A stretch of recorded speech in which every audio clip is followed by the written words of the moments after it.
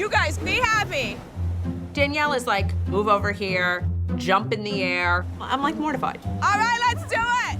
All right, 1, 2. Oh my God, I'm gonna faint. We're the worst. Unbelievable. My whole nipple came out. The bride squad. I mean, yes, we had to do our Sports Illustrated bathing suit shoot. Oh, at first I thought that was gonna be the corniest thing ever. I'm like, who takes a picture on the beach wearing bride squad? I was like, are you freaking kidding me? At our age, that's what we're doing. Danielle really thinks it was like her first wedding. You're 20-something years old. She had to do the photo shoot. I was like, really? This is like, I mean, we're jumping in the air. Oh! I mean, listen, I kind of enjoyed it. Personally, I thought it was ridiculous. I would have liked to have been at the spa, getting a scrub. Meanwhile, I'm like catering, you know, to Danielle. Granted, she's the bride. All right, if that's what she wants to do, I'll be a team player. God. But I have to say, after I did it, it was so much fun. I thought it was like ridiculous because, of course, you know, everybody else's boobs, nothing personal or fake, and mine are real. They're hanging out. There's no support in that like bathing suit. I was like, to me. By the way, I thought you looked fabulous. It was cute. It was Yeah. cute. Did we drink before that? Oh, hell yeah. Yeah, so Yeah. like it was fun. No, we I don't had, like, fun remember doing being it. sober the whole time we were there. And I can't wait to see the pictures. But after such a quick falling out with Margaret, what are you planning to do with all those bride squad pictures with her in them? Well, the funny thing is someone close to me and Teresa that we've known for a very long time took some of those pictures and they cut her out of all of them. Because they knew already that she was a nasty bitch. Just saying. Ow! With the wrong person. Has anyone ever thrown a drink at your crotch before, or was this a first? That was the very first time anyone ever drew a drink at me at all in my entire life. Wow. How old are you? I'm really f***ing old. How old? At first, he threw the drink on me. I was like, what the f*** is he doing? And I wasn't mad. I saw your face. What happened? Like you kind of went. I was like, what's going on? He's so f***ing drunk. And actually, I thought think you were drunk too. I was very drunk, and I thought it was funny. And then I wanted to hurt him. Right. It didn't click with you right away. No, because I was on delay. There was no f***ing test. They were really gonna fight. Oh, yeah. And I kind of said, no, hey, we're only f***ing with you. No, it happened in seconds. I am that good that I didn't want these thrown. I am that good that I had to put a squeeze to it. You know what I mean? Actually, if Joey wasn't there to stop it, I was gonna break his jaw. It would have been ugly. So thank God I was there. You should be thanking me. I hear you had a conversation with Marty. Something was said about me. They both came after me, not just you, but also Joe Benigno. Let's call. Let me call. Want me to get Joe? Figure this out, Joe. Whoa. We're boys. Listen, I can never blame Joey for anything. When we get in trouble together, we're in trouble together. And we did go and make... That's a man, bro. We did go and make Marty's life a little miserable because, like, truthfully, why are you marrying her? And that's when he got a little upset. Yeah, no, a little. Yeah. I never said she was after Marty for the money. Well, you know what happened? That was a little bit of Joe Gorga. The second we got there, she started saying, like, bust out the credit card. And saying how, like, he better pass it or something. And my husband's, like, antennas went up. And he was like, oh, here we go, you know? The two Joes cocktailed up, very naughty boys. Yes. And Danielle, admit, she's high maintenance, disguised as high maintenance. Totally, you know, a spender, admits it, says she doesn't want to be with a guy who doesn't have any money, admits like she's, you know, gonna put Marty in the poorhouse. So of course they're gonna bust his chops about it. I don't have to reveal that, everybody knows. Joe Gorga, do you remember going back to your hotel room and then falling directly on the floor? Did you really? Because we have a clip. I'd like to see that I clip. don't remember. Who's that, man? Dude, you used to be a running back, too. You know what? You look... See, if these old guys would have fell, Man. they would have been broken shoulders. No, we wouldn't have fell in the first place, though, bro. Please. Oh, my God. We drank a lot. I drank think a we lot. had a whole bottle. You had a bottle of Tito's. I had a whole my bottle God. myself. I was celebrating for this guy to ruin his life. You know, I was looking at the weather forecast. I'm telling you it's like all rain tomorrow. I am concerned about the weather tomorrow for the wedding. I'm going to deny it. I'm telling you it's like all rain tomorrow. It's raining. And let's just keep talking about it. I think Oh, I was Margaret getting so mad about that. I was paranoid. The skies, it was overcast.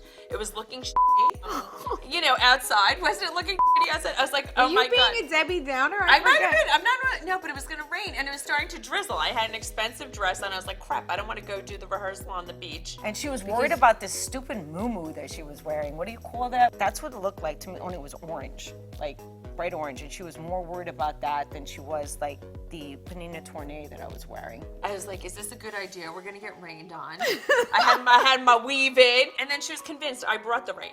Now, if I had that kind of power, I really, should like rule the country. If I could make it She felt rain. like you gave her the Maloik. I like give her the Malika. I was really getting upset that she said that. That she kept saying it's gonna rain. Like, don't wish it. Don't say it. Don't put it out in the universe. That's what we both kept saying. yeah. I What was you like, think about, what you say, what you put out there is yeah, going to come and it about. really does happen. So don't. I was like, please don't say that. And then and she was I making kept fun of praying. us. I Yes, stop it! You're bringing the rain. really kept praying. I'm like, please don't let it rain. I didn't want it to rain, you know? thank you. Yeah, no. I mean, especially on somebody's wedding day. If On you're a beach. And if you're on an island, on a beach. And everybody came for that. Yeah. It just would have been like, I just don't think that she really wanted to see me have anything good in my life, to be honest with you. I'm glad it didn't because we kept. We're more powerful than Yeah. she is, honey. Yes, no, that was good, yes. I'm so upset, but it's her wedding, and I'm just gonna go through with it. Listen, we're gonna have a beautiful day. You and Marty are gonna walk down the aisle. But in my head, I'm thinking, I can't live with a friendship like this. Dolores was right. I'm not gonna pat myself on the back and say, yeah, I told you so. A leopard does not change his spots. Anything Danielle has done to me, to Margaret, she has done to 1,000 people before. It's just her way. I think the bachelorette party is when Danielle and Margaret started to Yes, we realize started that to- we're not the same. We're not the same Yeah. people. We're not the same people. What, if anything, do you miss about your friendship with Margaret? Nothing, because it was so short. It wouldn't be like my friendship with Teresa. This is over 10 years. It was actually exhausting being her friend. She would unload everything on me 24/7. She had to be in my ear, and she just goes nonstop. So I don't miss anything about that. Listen, we had a lot of good times together. When she's great, she's very sweet, but she could just turn on you on a dime. We've had a lot of blowouts prior to the wedding. And then during the wedding, she just was like so rude to me. I know you always hurt the ones you love, but she spoke ill of Marty's children. I didn't like that. I spoke to her nicely and I said, I don't think this is a good idea. And then she was really rude to me in the room. I guess Danielle was sitting somewhere, got up for whatever, and Margaret had no idea that she was sitting there. And Margaret was starving because she's been running around for Danielle. So I sat down for 1 So second. she sat down for a second because there was an empty chair and started eating her salad. And Danielle's like, that's my chair. Get up. Like, just the way she spoke to me, so disrespectful. Now I'm gonna tell you something. I have your back more than anybody. And out of everybody here, you speak to me the worst and treat me the worst. And you've hurt me probably the worst. What the is so important about you being friends with Dolores Cattan? What is it that you two really have in common? You cheated on your husband and she got cheated on? I was like, I wouldn't speak. you were insulted. I saw your face. I was like, I don't speak to anybody that way. At that moment, I was like, I'm getting on a boat and going home. I cannot be with someone who harbors resentments.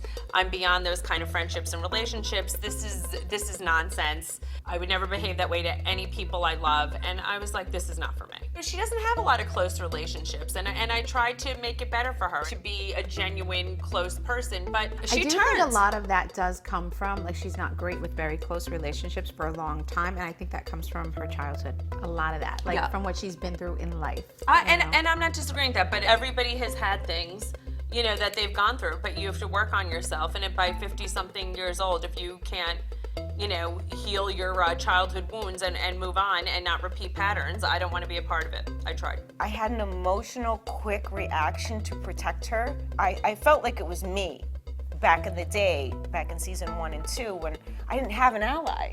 And I wanted to be, for the new girl, an ally. And I won't do that again, but looking back, the only thing I do regret is asking Margaret Josephs to be one of my matrons of honor, because she didn't deserve that position next to Teresa. Hello, Brian. Tell me your hair is not completely wet. It's completely wet. Why not? No, we cannot have full blowouts. I'm so confused. That's what your email said, that we're getting full hair and makeup. No. Hello, You know, I tried to stay really quiet about that, but I was a little insulted. I would think she would want us to look good. We're in her bridal party. She asked me for a great hairdresser and I gave her my personal one. When I'm in Bimini and my hairdresser's there, I would expect that I'm gonna get a blowout. I show up with a wet head, like I don't blow out my own hair. I have naturally curly Italian hair. I don't blow this shit out. It was there's no, or it's just an irrational thought. Maybe she was just having a bridezilla moment. Yeah, that pissed me off because I was like, are you kidding me? She scared me so much I blew my own hair. You want your bridal party to feel amazing, but obviously she felt we were taking away from her. That's crazy town. There was plenty of time. We weren't taking anything away from her. We wanted to make sure she was all good before. She didn't want us to take away from her, but meanwhile she was already hair and makeup ready.